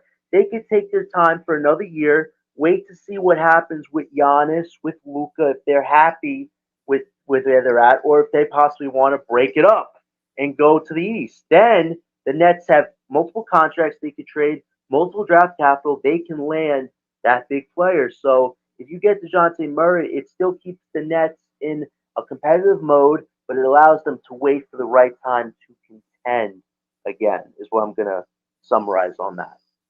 So you think his $100 million contract is a lot? Dejounte Murray, what do you think? I think it's good. So that's a play I wanted to give $100 million to, not Nick Claxton. Right. But listen, the Nets should not be paying 100. If that's what he's dead set on, like if that's what they're feeling he's dead set on, then unfortunately they might have to pull a shocking trade move. But if they can get him to play ball at a 50, no, at a 60, 70 million max, that's something that we Because can you work with. what they're comparing Nick Claxton to is Jared Allen. Jared Allen, I think he got like $100 million. So Mm, they're like, well, and I kind of do similar things to Jared Allen over here. So he actually believes, and all this thing about him being a great perimeter. I mean, I've seen Nick Claxton get his ass bust on the perimeter. Man, Trey Young was yeah, torching Nick Claxton when he got switched on to him, man. So I mean, yeah, it helps when like, okay, let's say Trey Young had a straight drive to the rim. Nick Claxton can actually be a factor, but a lot of these guys, like you saw DeJounte Murray, they have a floater. They actually have a right, pull-up jump shot. Like Kyrie actually has a great pull-up mid-range jump shot, which will right. actually keep Claxton off balance. So a lot of these guards, he's not stopping a lot of these Well, guards. I'll say this: he had the best career year last year. I think he was tops in field goal percentage as a big, which is I think crazy to even say that because you look at this great talent this league has. But the big thing to keep in perspective was he had his best numbers with KD and Kyrie, superstars. Now without Well, of course. I superstars, mean, right, right, if all the attention is going to be centered on those two, right. yeah, of course, it's Exactly, easy. but now you're looking without superstars. His rebounding is still. I think his rebounding and shot blocking are still very good, but offensively, without a superstar, he's getting exposed He's been exposed, man. on both He's sides, defensively and offensively. But the thing is, he has a lot of skill sets as offense, but he doesn't go into it much, and you wonder why he doesn't do that. Is it because the coaching staff is telling him not to do that? Because if I want to make 100 million, I'm telling the coaching staff, hey, if I see a play where I can make a layup or I can do a jump shot, I'm going for it. But Well, Claxton, again, it all depends who's guarding yeah, him. Like I said, if you're going to push this team to the top, I mean, you're going to put him at that five spot. You have Joel Embiid, and he's not going to be able to take it into Joel Embiid like that and say, let's okay right, at 6'11", 215 pounds, draw fouls on Joel Embiid right there. So again, it's I was saying this a couple of live streams ago. You're not going to be able to stop Joel Embiid, but what you can do is actually make him play some type of defense. Now you right, saw in the previous playoff series that we were against, Joel Embiid gets switched on to Cam Johnson. Cam Johnson takes him to the hole, and then Joel Embiid actually hurt his knee there. All right. right, so Nick Claxton wouldn't be able to, he's not going to be able to do that. And we have centers in this league that can actually do that to Joel Embiid, except for Nick Claxton. But I'll say this about Game Four: he was playing great against Joel. He almost got him ejected, which I still think to me that's one of the wildest moments I've seen in the playoff series. But the thing is, Claxton was actually winning that game with the team. He was out beating Joel Embiid, who was playing with a limp. But then he decides to dunk on him and do a stare off, and he gets ejected. Like Claxton, we could have won that game. and then Joel doesn't play the next game. Say we win that game, then it's a 2-2 game, right? Anything can happen after that. But Claxton's biggest thing is he's got swagger, but you're not at the level you think you are yet because but people like you and me, BK, we see what's happening with him. We see the errors. If he doesn't see that himself and actually is working on it, you're not going to get the contract you want. That it's simple. Like he needs to get back to what he's good at. Forget the superstars. You're Nick Claxton, a guy who's trying to prove you are one of the best big men in the league. So go out and show it. Yeah, but he's not going to be able to show it. He's not going to be able to show it against. It's not easy getting layups with Joel Embiid, especially Giannis. I think Giannis is a better defender than Joel Embiid, man. I mean, he's just much more hyper athletic. He's like a big 6'11" guard, damn near, man, with Man. long arms and physical. And it's another you, thing. He's not going to be able to score against like guys can, like Giannis. He's not making Giannis play any kind of defense. can I tell you something about Giannis? He is hilarious. That guy has had so many off the court storylines in the last few years, like the thing with shooting layups with the ladder incident and the ball thing with the Pacers. Like people realize Giannis is actually a very entertaining player. Like he wants to play at a high level, but he doesn't mind also calling people out. Like the bench equipment people, the guys with the towels, they need to play better for this team. Like I would love Giannis in Brooklyn, man. I think Giannis, Mikal, Cam Thomas, like that would be a fun team in Brooklyn. Very fun. Yeah, definitely, man. That's just like I said, it's just the whole Claxton thing, and hopefully they can actually because I would think I'm gonna do another video, man, about them like having Claxton come off the bench, man, because he's not going to be able to like really kind of win these matchups. Right. Basketball is about matchups, and Claxton's not going to be able to win these matchups. This is the real reason why we're struggling. And I'm the only one that's actually saying this, and Nets media right here, man. He just provides spacing issues. Um, when he does get the ball on offense, he really can't do anything with it pretty much. Unless it's like a smaller player, then you see him actually excel there. But if it's like a bigger player, like a 240-pound player, even Jared Allen, he couldn't even score against Jared Allen, really. He was actually altering a lot of his shots. Right. And we only have what, 12 games left? That feels so quick. Like the deadline could be tomorrow, like what it feels like. And this week is big for this team. I mean, we're facing the Miami Heat on Monday before we go on one last Western Conference trip. But we're facing the Miami Heat who are playing tomorrow, so it's gonna be a back to back in Brooklyn. Like Monday is an important game for this team to come out with the right energy, the right focus, and play for 4 quarters, not just come out because if they come out with negative energy facing a team on a back to back and the Nets lose, I'm telling you, if Sean Marks isn't starting to make moves, it's going to get really bad with the Brooklyn media because they want changes. They want this team to get back to the level that they should be at, even without superstars. Because if you have a team with no communication, no teamwork, what are they doing on the court? Why aren't the G League guys playing? Because they're willing to go out there and play 100% and No, that's do what the I best was saying. score. Even in that Milwaukee game, I called it out. I Right. think I did a video. I said, okay, the Brooklyn Nets versus the Milwaukee Bucks. I said exactly what's going to happen. He's going to put the rookies in. The rookies are going to play hard, and those rookies, they'll keep you in games. It's just a matter of them actually closing games out, and then you can put the starters back in there to really kind of close the Oh, deal out. But BK, my phone's shutting down, but I think I'm going to head to sleep, man. Thank you for letting me on the show. Have a good night, okay? yeah, definitely, man. And all BK right, Hoops. yeah, tomorrow after no, it's Monday. Is the game on Monday or tomorrow? Yeah, I'll definitely be on the next game. I forgot who they actually played, but yeah. So let me finish this up over here, man. Yeah, and that's true. BK, I'm at Chambers. The rest of them are actually delusional. I'm the only one saying this about Nick Claxton. You have other guys out there like Locked On Nets. It was like, oh well, we should build around Claxton. He's definitely signed him to a max contract, and since Jared Allen actually got that money, he should get the same thing. And I'm like, listen, we're playing 5-on-4 basketball out there, and yeah. Chambers, if you want to definitely get up in here, here's the link. I'm gonna try to be on here for another like a couple of minutes or so. Yeah, I was doing 2.5 hour live streams, man. So, all right. So like the report is that it seems like that Sean Marks is not interested in going after DeJounte Murray. I don't know why he doesn't really want to do that. Claxton maybe trade for Miles Turner. Yeah, he can provide some. He can provide some spacing out there. I mean, anybody that can actually like make some of these players like the centers actually play some damn defense, man. Because like I said, when you have Nick Claxton out there, Joel Embiid doesn't have you actually have to play any kind of defense on him, man.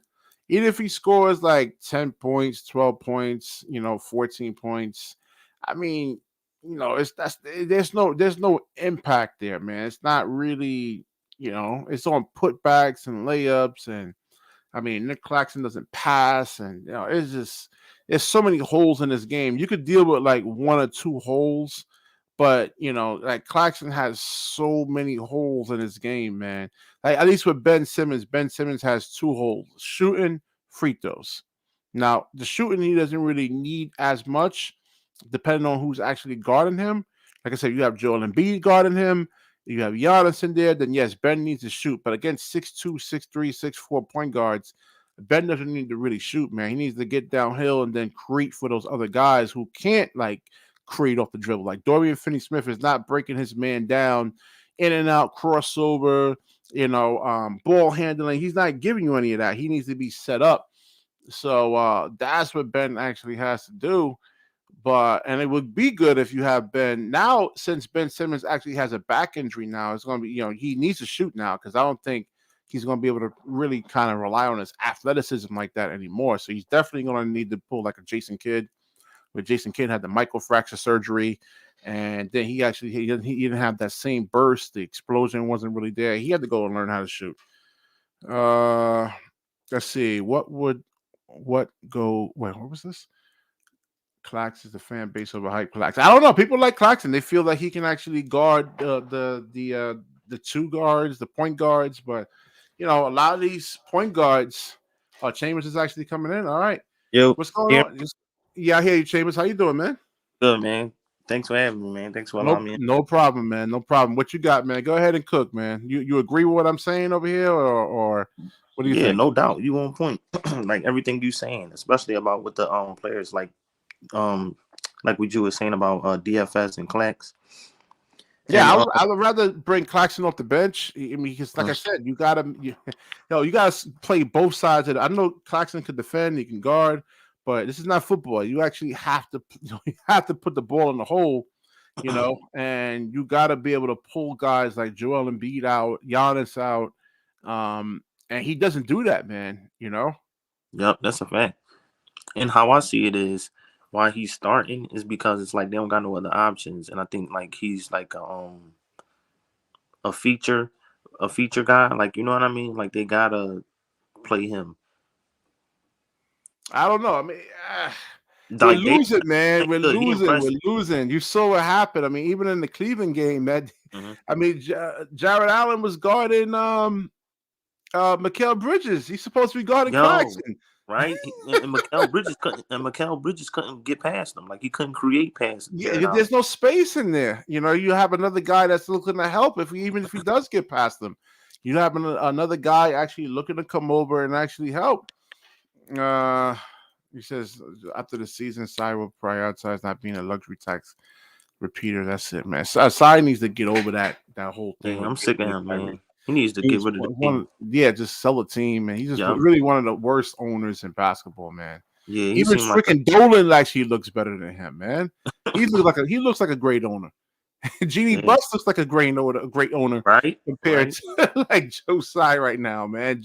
And like Jeannie Buss is like a horrible owner. Thanks. But the way the roster constructed is, it's like I see why the season is going how it's going, and they are definitely missing Ben big time, because in that game you saw against the Cavs, right? Nobody could defend Donovan Mitchell. But you remember the last time we played them? Ben was good defending Donovan Mitchell. Oh yeah. I mean, he's 6'11", he's athletic. Yeah. Even if it's like hard to stop like Donovan Mitchell. He's still going to. Yeah, Donovan Mitchell is still going to be a. Yeah. but he Okay, can neutralize. you don't want Donovan Mitchell having like a 18 for 23 shooting night. If he's gonna go and Yes. score 40 something points, 35 points, it's gonna have to be like, off a lot of shot attempts. It's gonna have to be like a grind for him. Yeah, And it he was went at just really kind of everybody. too easy for him. He said, "Bring it on, Bridges, right by you." It was just crazy. It was It's bad. hard to stop these guys. I keep trying to tell people, man. Like even like Oh Jonathan, yeah, who for was sure. on, he was like, the '90s players are so much better than. I'm like, nah, man, y'all bugging, man. Listen, I'm 45 years old. I've been watching this game since like 1994. The players today are just like I can't even describe it, man. Yeah, they on another level, They're right? on another level, man. And people don't And understand that this is what they train for. Like I played yeah, man. against an They overseas guy. all working like on the off season. They all working on the isolation Yes, game. yeah, yep. They work on these things, and Yeah, it's man. like the NBA is like you give a player like 1 inch of space, they shooting right up over you. Yeah, man. Like that's Yeah, all they need. yeah.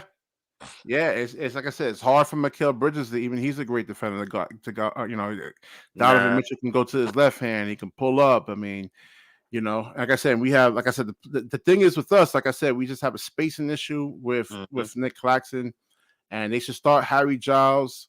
I don't know that's what I'm why saying. not actually starting him. Why not put him next to Claxton at times? Like we see Minnesota do it, right? With Rudy and Towns, because Towns could space the floor. Yeah, And then the Lakers do it at times with what's his name? Christian Wood and Anthony Davis.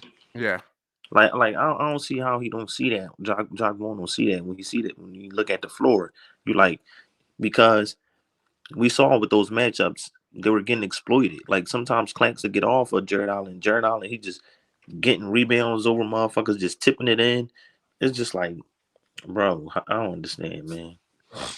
yeah. Like I said, we just got a bad coach, man. And people actually, there's a number of people. Oh, it's not Jacques Vaughn. We can't fire Jacques Vaughn. He's not making adjustments. There's no Yeah, adjustments. and also the roster. I said, don't tell me he's gonna start Spencer Dinwiddie after putting a donut up, a 0-point game, a negative. I'm sorry, Claude Smith. I'm sorry, your boy's been horrible, man, horrible. And this is a guy that's actually paying for a contract right here, man. What was that, Clanks? No, Spencer Dinwiddie. Oh, Dinwiddie, yeah, man. Yeah, man. I feel like He starts him. I'm like, what? It's like, how you start him? He's a negative 25. I mean, he scored 0 points. He's another. I mean, again, because you're not going to be able to stop these guards, especially from the point guard position. You, as a point guard, need to go out there and need to really start scoring.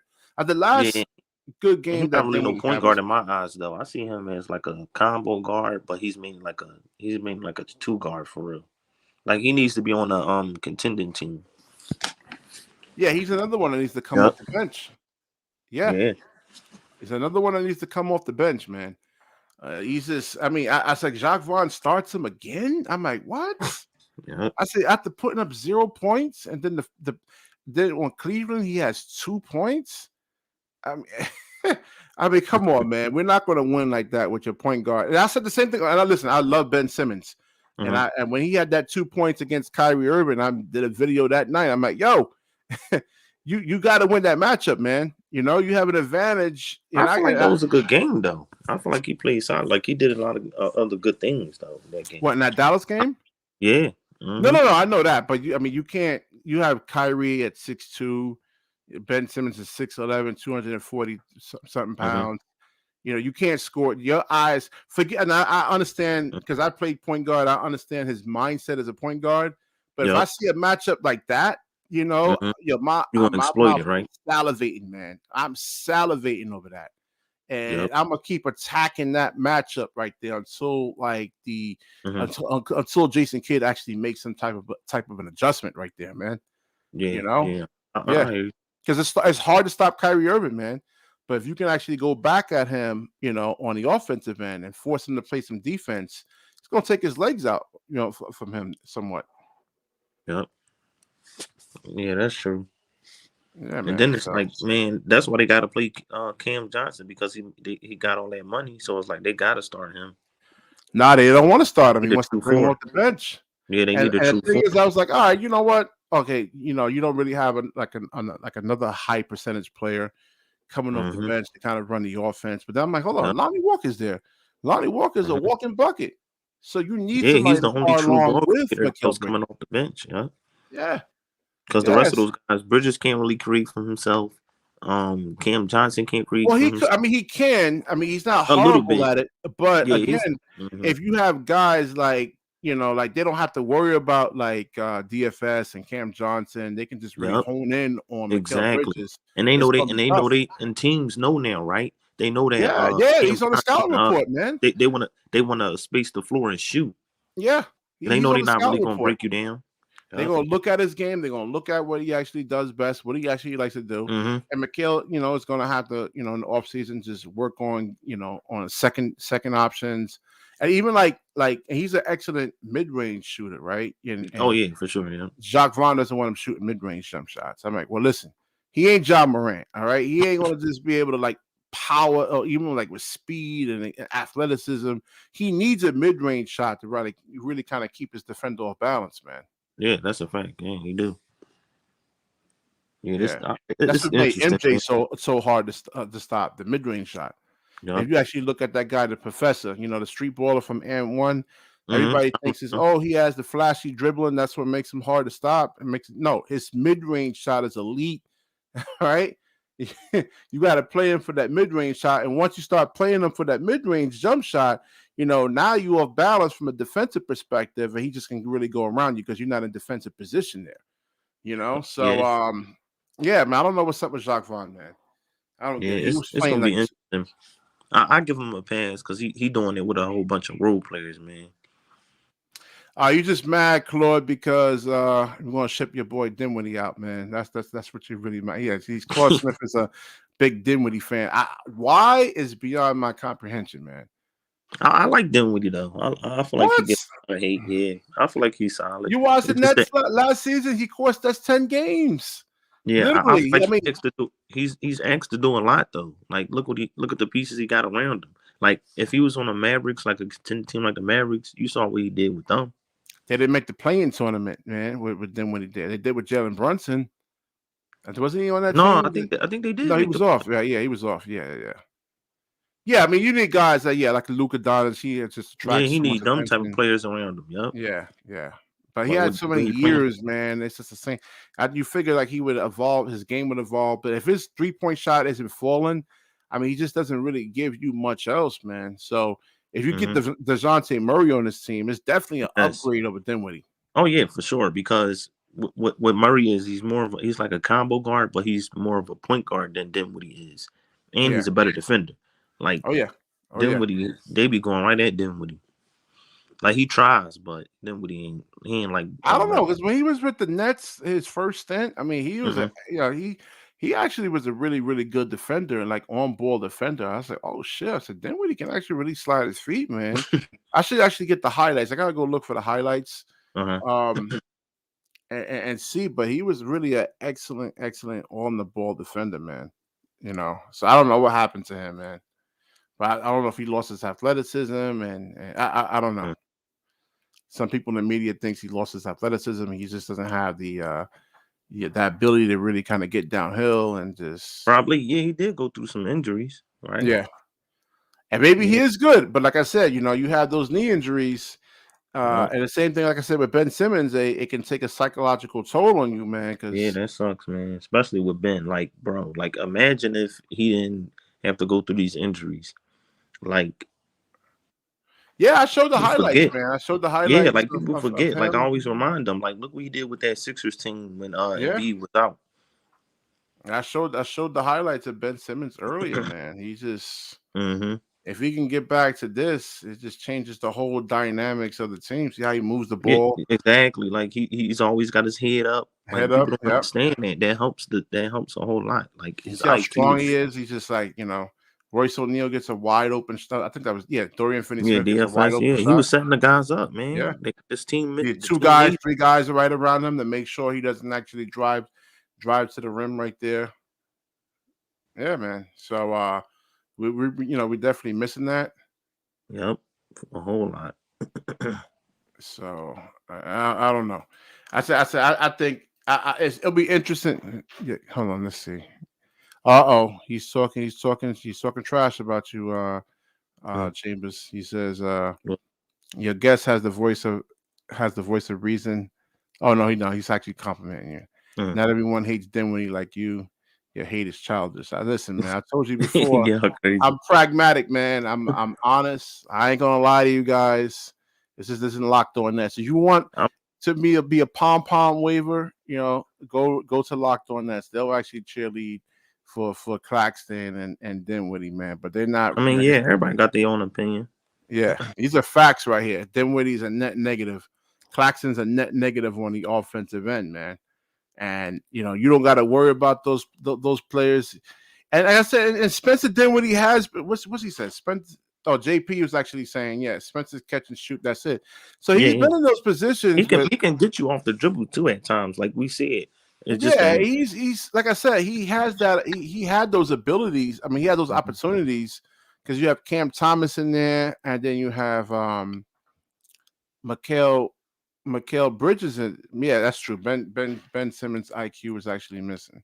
Yeah, for a fact. But we'll see if Lonnie Walker gets back in there. I mean, yeah, he's another player that's athletic. He could finish. You saw that first step that he had, that dunk he had in the Cleveland game. I'm like, oh man, 2-3 dribbles. Yeah, that was like when he was with the Spurs. Yeah. So bottom line is that Jacques Vaughn needs to start his 5 best players. Yeah. All right. Don't be bringing Lonnie Walker off the bench. We need the 5 best players on the floor that can actually provide some type of offense. Exactly. And they said, but it sucks though because we don't have a point guard. Like I like what Dennis Smith Jr. Brings, but like Trendon Watford is actually pretty good at running the offense, man. He actually makes really good decisions with the basketball. At times, but like you can tell, like sometimes his IQ is not there. Like he be late sometimes. Yeah, with his reads. Like, but I like him. Like, you know what I mean? It's just that it's better than Dinwiddie. I mean, every time I look at the plus minuses. Every time Trendon Watford is actually better than there, he has actually really the best plus minuses on the team, man. Damn near. Yeah. I mean, I don't know. It's tough. Yo, Claude, man, I swear, why didn't Marks trade for Dinwiddie? They didn't have a choice, man. I mean, that was the best. They definitely didn't. Kyrie wanted out. That was available. Yeah, you actually blame Sean Marks. I'm like, all Sean Marks. I know Kyrie could be aloof, but like, all you had to do was just keep whatever, man. This was about the future. This is beyond Kyrie and Kevin Durant, man. You can actually just keep these guys on the team until their contract runs out. You'll have guys. Well, especially Durant. Durant, it was like 3 years left, right? Yeah. Yeah, I think he had like 3 years left. Yeah.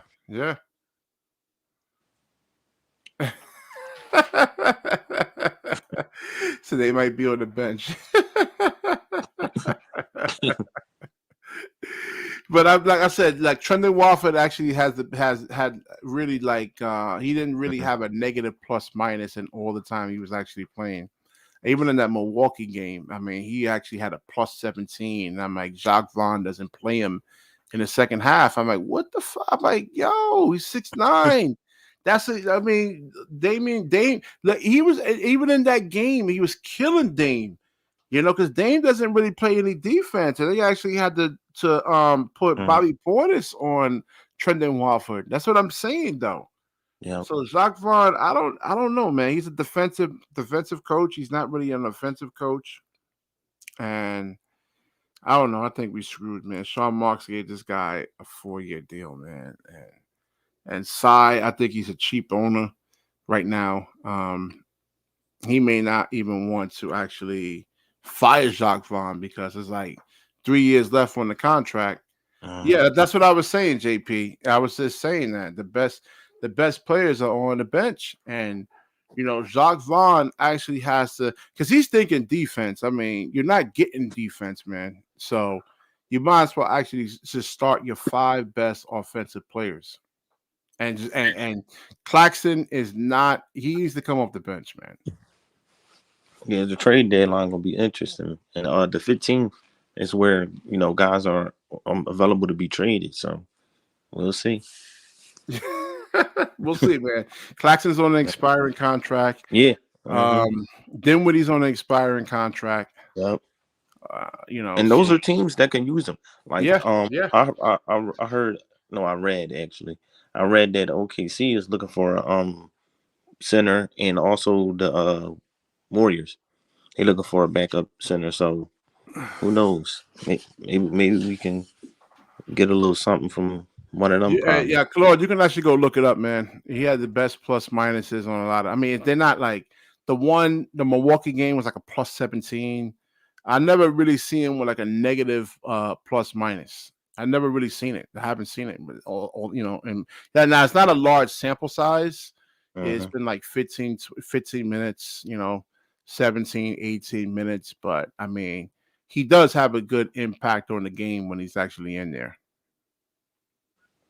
Yeah, but that's also due to how long he's out there. He don't be out there for like he doesn't be out there 20 plus minutes. This is a small sample size. Exactly. But even the small sample size, it's still better than Dinwiddie.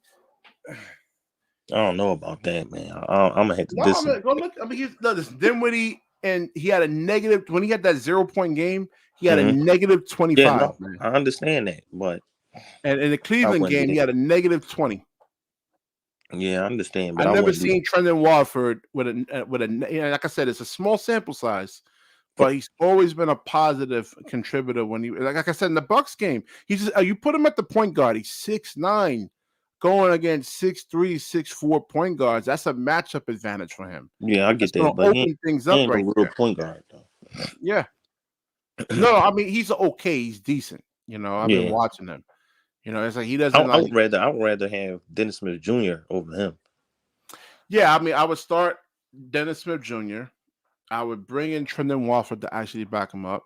I would put if you don't have what's his name, Lonnie Walker. Say if he wasn't playing in that stretch, I would put Spencer Dinwiddie at the backup too, as a two guard, and along with Dennis Smith Jr. because Dennis Smith Jr. can get downhill.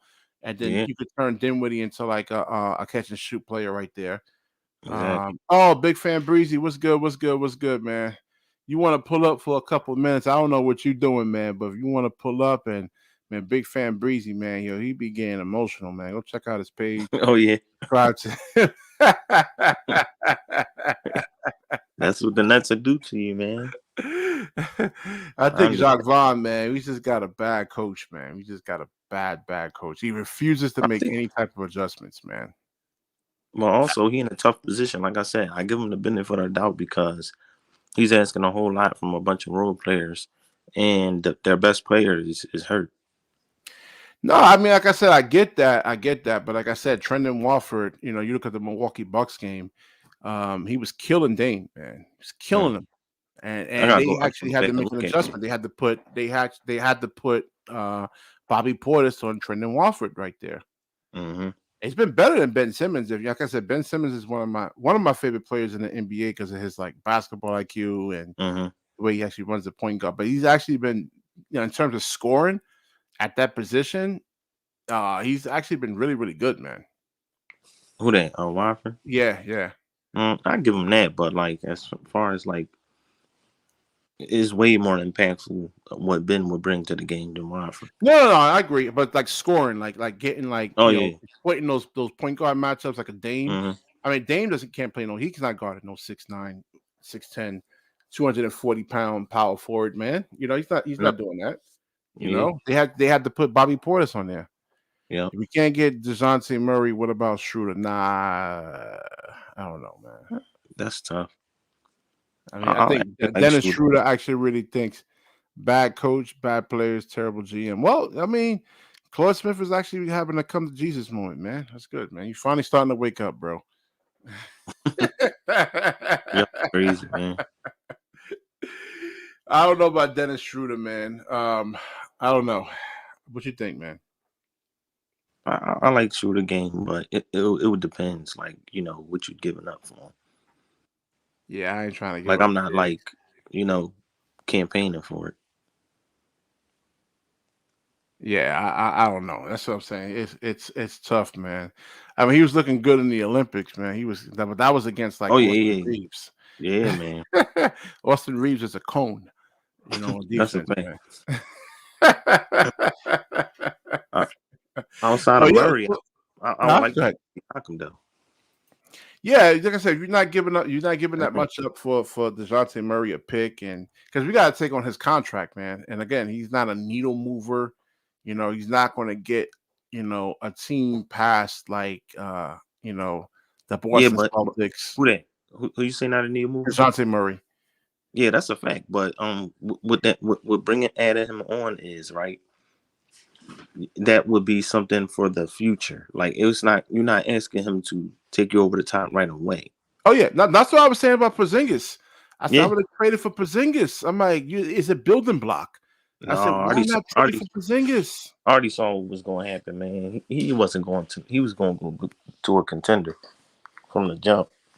Yeah, man. It's just we got a terrible. And they didn't really give much to get Porzingis, man. It wasn't like a big like 5 first-round picks.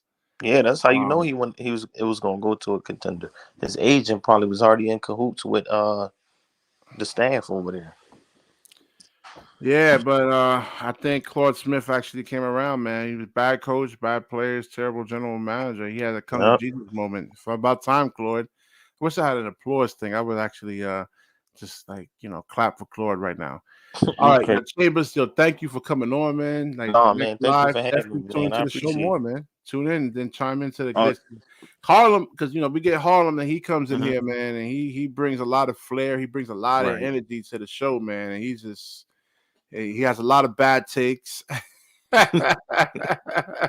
Yeah.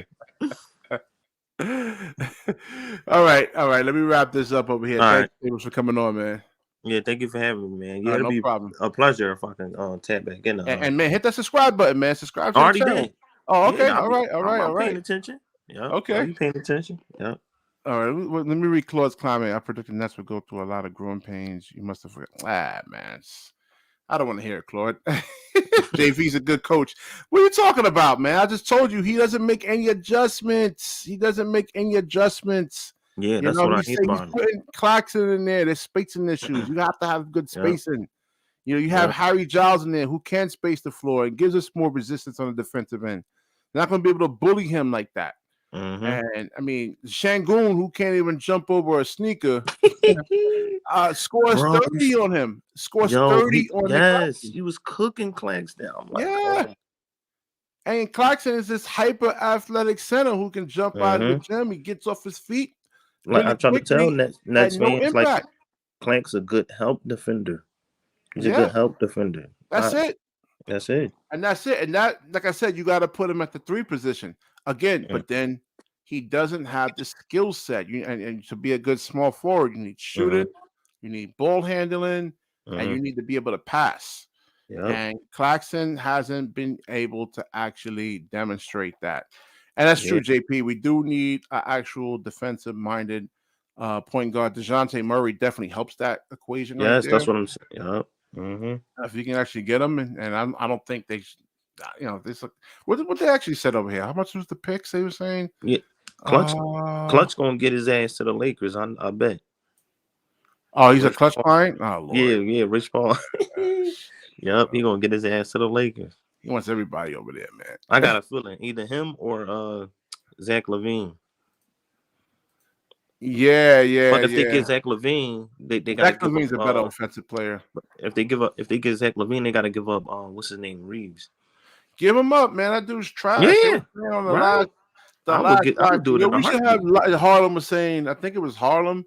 Was saying we should, or Jonathan, one of them two. They were like, we should have Austin Reeves on this team. I'm like, no, you don't. Yeah, you don't need that. Lonnie is better than him. Like, Lonnie Walker is better than him. Yeah.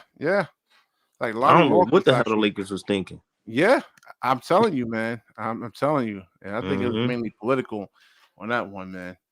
That's because Reeves was getting all that hype. That's why. Yeah, you can't go by that, man. They hype up Claxton. That's why I gotta say, I gotta come in here and like put the brakes on things. I'm like, hold on, man. I realizing this man can't actually really shoot, and he's like I said, he's going against. You can't play 5-on-4 basketball, and then he really kind of gets in the way of Mikal Bridges. He gets into the way of of Cam Thomas, like trying to score. Yeah. I mean, because you got to run stuff for Cam Thomas. Like, I'm sorry, not Cam Thomas. You got to run things for Nick Claxton, 18, 16 seconds in the shot clock. And if you can't do that, then it's like he kind of gets in. Now you got to go into like an isolation mode where you got to have like Mikal create somewhat, and then he gets in the way. Yep.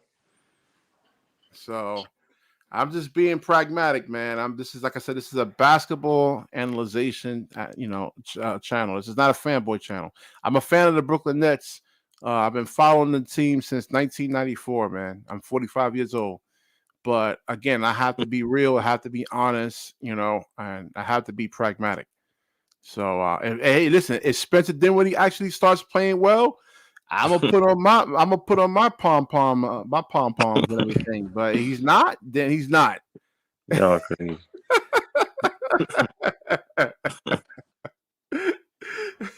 All right, let me wrap this up over here. Let me get some sleep, man. I'll be on, I think, tomorrow night on Monday. Okay, bet. All right. Thanks for coming on, Chambers. Definitely like, comment, subscribe. Certainly share this video. When you share, the universe certainly shares back with you. Peace. Yep, no doubt.